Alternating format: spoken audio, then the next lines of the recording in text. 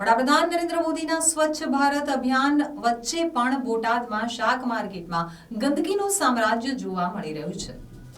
બોટાદ ખાતે પાવર હાઉસની બાજુમાં શાક માર્કેટ વિસ્તાર આવેલ છે, જ્યાં કચરાના ઢગલા જોવા મળે છે અને ગંદકીથી લોકો ત્રાહિમામ પોકારી ઉઠ્યા છે।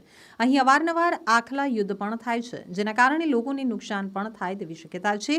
લોકોને ચાલવામાં પણ ખૂબ જ મુશ્કેલી પડે છે। આ જગ્યાએ નગરપાલિકાની 5 દુકાનો આવેલી છે, તેમજ મુસ્લિમ સમાજનું કબ્રસ્તાન પણ આવેલ છે। જગ્યાએ શાક માર્કેટવાળા વારંવાર કચરો ફેંકે છે, જેના કારણે ખૂબ જ ગંદકી ફેલાય છે। રોગચાળોનો પણ ભય રહે છે। આ રસ્તેથી ઘણા લોકો પસાર થાય છે અને લોકોને ગંદકીમાંથી પસાર થવું પડે છે। આ બાબતે બોટાદ નગરપાલિકાએ વારંવાર રજૂઆત કરવા છતાં તંત્ર દ્વારા કોઈ પણ પ્રકારની નક્કર કાર્યવાહી કરવામાં આવતી નથી, જેથી લોકોની માંગ છે કે આ જગ્યાએ જે શાક માર્કેટવાળા કચરો ફેંકતા હોય છે તેઓની સામે કાર્યવાહી કરી આ થયેલ કચરાના ઢગલા સફાઈ કરાવવા લોકોની માંગ છે। હાલમાં સરકાર શ્રી દ્વારા સફાઈ અભિયાનની કામગીરી શરૂ છે, ત્યારે બોટાદમાં આ રીતે કચરાના ઢગલાઓ જોવા મળી રહ્યા છે, જેથી લોકો ઈચ્છી રહ્યા છે કે લાગતા વળગતા અધિકારીઓને આ બાબતે તાકીદે ધ્યાન આપી સફાઈ કરવામાં આવે। હું ગણેશભાઈ સુલેમાનભાઈ પાદરથી, આમ આદમી પાર્ટી લઘુમતી શહેર પ્રમુખ।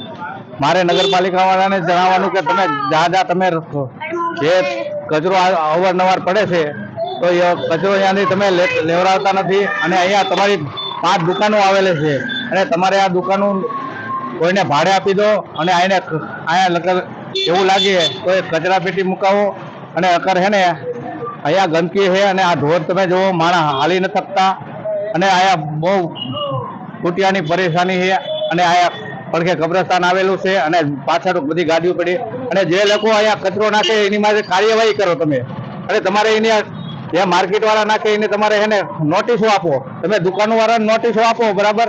દુકાનો વાળો કચરો નાખતા નથી અને તમારે આ કચરા વાળા જે શાક બકરા વાળા છે તમે કચરો નાખે એને તમે નોટિસ નથી આપતા અને મારી એટલી તમારે વિનંતી છે, મહેરબાની કરીને કચરો હટાવો અને અહીંયા છે ને કચરા પેટી મુકાવો, જે કચરો નાખે એની માટે તમે સખત ને સખત કાર્યવાહી કરો, આટલી મારી વિનંતી છે।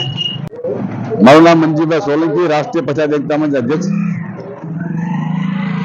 આજે બોટાદ શહેરની માલિપા કબ્રસ્તાનની બાજુમાં આવેલું નગરપાલિકાની પણ 5 દુકાનો છે તે બંધ છે અને એની બાજુમાં માર્કેટિંગ યાર્ડની તમામ ગંદકીઓ પૂરી ત્યાં બાજુમાં નાખવામાં આવે છે।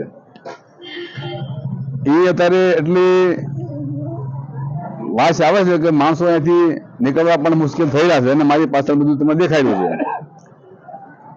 નગરપાલિકાના ચીફ ઓફિસર અને વહીવટદાર પ્રાંત અધિકારીને બોટાદમાં કચરો હટાવવાની વાતો કરવાના બહાને વેપારીઓને નાના મોટા લારી ગલાવાળાને હેરાન પરેશાન કરવા માટે બધા પેતરાઓ ઘડે છે અને એની દુકાનો સીલ કરે છે, તો પોતાની દુકાનો અહીંયા 5 છે નગરપાલિકાની અને એ બંધ છે ને એની સામે એટલી ગંદકી ભરી છે, કચરો છે, એને સાફ કરવામાં એમને કાંઈ રસ નથી એવું દેખાઈ આવે છે।